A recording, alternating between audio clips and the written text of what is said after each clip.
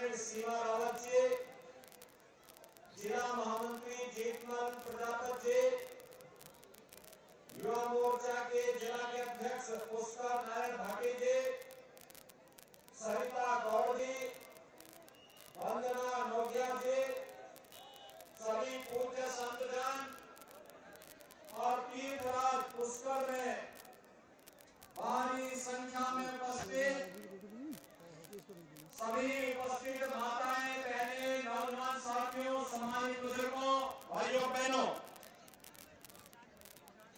तीर्थराज पुष्कर को कोटि कोटि नमन करते हुए प्रजापिता ब्रह्मा को शीश नवाते हुए मैं आप सबका हृदय से अभिनंदन करता हूं, स्वागत करता हूं। भाइयों बहनों, ये मेरा सौभाग्य है कि आज आप सबके प्यार और अनुराग के कारण वर्षों बाद मुझे तीर्थराज पुष्कर में दर्शन करने का सौभाग्य प्राप्त हुआ है। सचमुच ऐसे तीर्थों का दर्शन करके हम जैसे योगी तो जन्म और जीवन को धन्य कर लेते हैं, क्योंकि अपनी विरासत के प्रति सम्मान का भाव रखना और साथ साथ जनता जनार्दन की आस्था का ख्याल रखते हुए इसको सर्वोच्च प्राथमिकता देकर के कार्य करना, इसी सेवा व्रत के साथ हम लोग सार्वजनिक जीवन में उतरे हैं।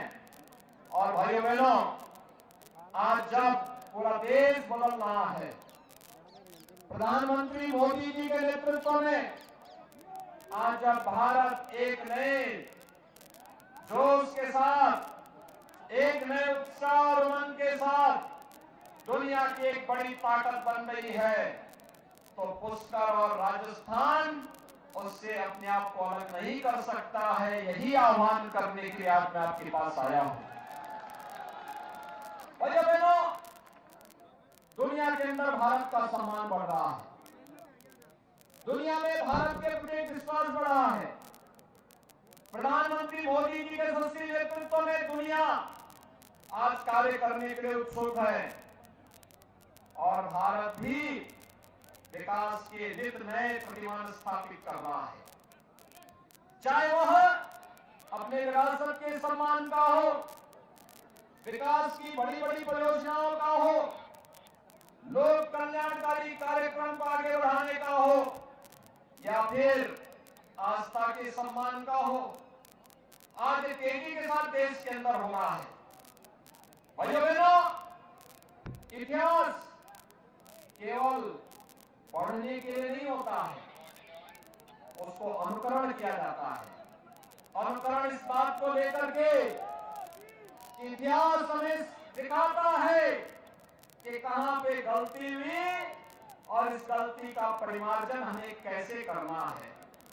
याद करिए, यह देश गुलाम था, अयोध्या में भगवान राम के मंदिर को तोड़ करके ढांचा खड़ा कर दिया था, देश स्वतंत्र हुआ, राम भक्तों ने गुलामी के ढांचे को हटा करके जो मार्ग प्रशस्त किया, आज डबल इंजन की सरकार यूपी में आई तो राम मंदिर के निर्माण का मार्ग प्रशस्त हो गया। याद रखना, 1000 वर्ष पहले इस अजमेर में हिंदुस्तान के सबसे प्रतापी राजा पृथ्वीराज चौहान शासन करते थे। याद रखना, उन्होंने विदेशी आक्रांता मोहम्मद गोहरी को एक बार नहीं 17 बार नाक रगड़ने के मजबूर किया था। लेकिन भाइयों बहनों, एक छोटी सी गलती ने धोखे से पृथ्वीराज चौहान को बंधक बना दिया। जिस राजा ने 17 बार उस धोखेबाज को माफ किया था, उस विदेशी गद्दार को माफ किया था, उसको एक बार अवसर मिला, उसने पृथ्वीराज चौहान के साथ किस प्रकार का व्यवहार किया था, यह किसी से छुपा हुआ नहीं। इतिहास हमें बार बार इसके लिए कहता है। और इसीलिए जब राजस्थान विधानसभा चुनाव प्रचार के लिए मुझे आने का अवसर प्राप्त हुआ तो मैंने कहा तीर्थराज पुष्कर मैं तो जरूर जाऊंगा। और भाई तीर्थराज पुष्कर इतिहास की गलतियों को नहीं दोहराएगी यहाँ का जनता जनार्दन। और इसलिए भाइयों बहनों मैं आपके बीच आया हूं। याद रखना, मोदी जी के शासनकाल में विकास के कार्य भी हो रहे हैं, आस्था का सम्मान भी हो रहा है और गरीब कल्याणकारी योजनाओं को प्रभावी ढंग से भी लागू किया जा रहा है। आपने देखा होगा मोदी जी ने जो काम कांग्रेस 7 साल में नहीं कर पाई, मोदी जी ने 9 वर्ष में कर दिया। 10-12 करोड़ गरीबों को शौचालय, 4 करोड़ गरीब परिवारों को आवास की सुविधा, 4 करोड़ गरीब परिवारों के लिए बिजली, 10 करोड़ गरीबों के लिए उज्ज्वला योजना का रसोई गैस का सिलेंडर। और यही नहीं, हर नागरिक के लिए फ्री में वैक्सीन की सुविधा, कोरोना जैसी महामारी में बचाव के लिए 80 करोड़ लोगों को फ्री में राशन की सुविधा। ये काम कांग्रेस कभी नहीं कर पाई। कांग्रेस के लोगों को तो अवसर जब मिलता है तो सत्ता को ऐसा नोचते हैं जैसे न जाने कब से भूखे हों। और माफिया, भ्रष्टाचार, आतंकवाद, तुष्टीकरण, ये सब कांग्रेस की प्रवृत्ति है।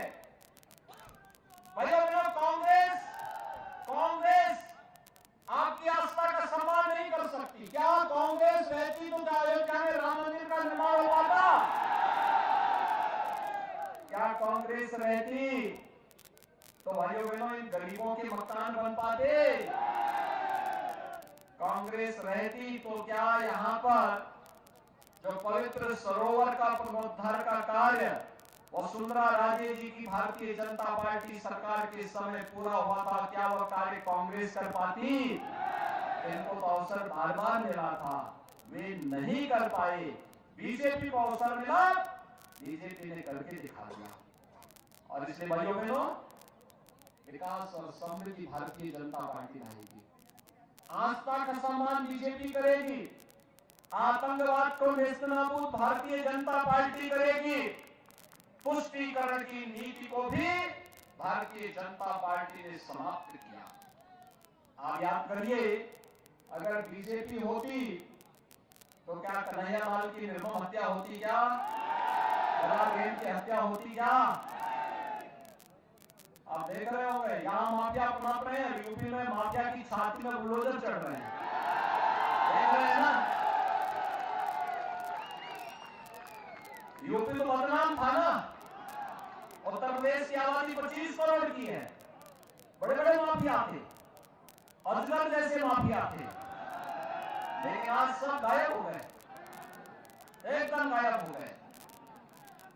आज आप वहां व्यक्तियों की सुरक्षा में कोई सेंध नहीं लगा सकता, किसी गरीब की संपत्ति को कोई हड़प नहीं सकता, किसी व्यापारी को कोई उनसे फिरौती नहीं मांग सकता।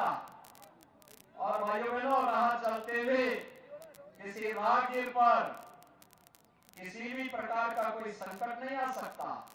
उत्तर प्रदेश में तो डबल इंजन की भाजपा की सरकार है, तो राम राज्य आ गया, राम राज्य आ गया भाइयों बहनों। और राजस्थान तो हमारी भक्ति और शक्ति की केंद्र भूमि है। मध्यकाल में देश जब गुलामी के आगोश में था, राजस्थान लड़ता रहा। और भाइयों बहनों, मैं फिर आपके पास आया हूं आपसे कहने के लिए, लोग कहते थे ना, कांग्रेस के लोगों को संदेह था कि अयोध्या में राम मंदिर नहीं बन पाएगा, इसलिए कांग्रेस ने अपने शासनकाल में जब केंद्र में सरकार थी तो क्या कहती थी? कहती थी राम और कृष्ण हुए ही नहीं। तो इससे बड़ी गाली हमें और क्या हो सकती है? हमारे आराध्य देवों के अस्तित्व पर इन्होंने प्रश्न खड़ा करके सत्य सनातन हिंदू धर्म को ही अपमानित किया है। भाइयों बहनों, मैं आज आपसे कहने के लिए आया हूं, हमने तब भी कहा था रामलला हम आएंगे, मंदिर वही बनाएंगे। हमारे पूज्य संतों ने तब भी आह्वान किया था, रामलला हम आएंगे, ये गुलामी का ढांचा जरूर हटाएंगे। वो भी हटाया ना। और आज हम कह रहे हैं रामलला हम आएंगे और रामलला को विराजमान करने के तिथि भी बताएंगे। और मैं तो पुष्कर आज तीर्थ में आया हूं आज, 22 जनवरी 2024 को प्रधानमंत्री मोदी जी के कर कमलों से रामलला अपने भव्य मंदिर में विराजमान होंगे। कितने लोग हैं जो अयोध्या दर्शन करने की इच्छा रखते हैं? आपका मैं अभिनंदन करता हूं कि आपने सुरेश सिंह रावत जी को 2 बार विधायक बनाया है, तीसरी बार भी भेजिए विधानसभा में, जयपुर भेजेंगे ना? सभी लोग सहमत हैं? सभी लोग सहमत हैं? तो भाइयों बहनों, सुरेश सिंह रावत जी की जिम्मेदारी हो जाएगी कि 22 जनवरी के बाद तीर्थराज पुष्कर से भी श्रद्धालुओं को लेकर के अयोध्या धाम में पधारें। सहमत है ना? सभी लोग सहमत हैं? भारी बहुमत से राम राज्य लाने की तैयारी है ना? तो मैं आश्वस्त होकर के जाऊं। तो भाइयों बहनों, आप सबसे मेरी अपील है कि श्री सुरेश सिंह रावत जी को भारी बहुमत से कमल चुनाव चिन्ह पर विजयी बनाने की अपील आप सबसे करते हुए वाणी को देता हूं।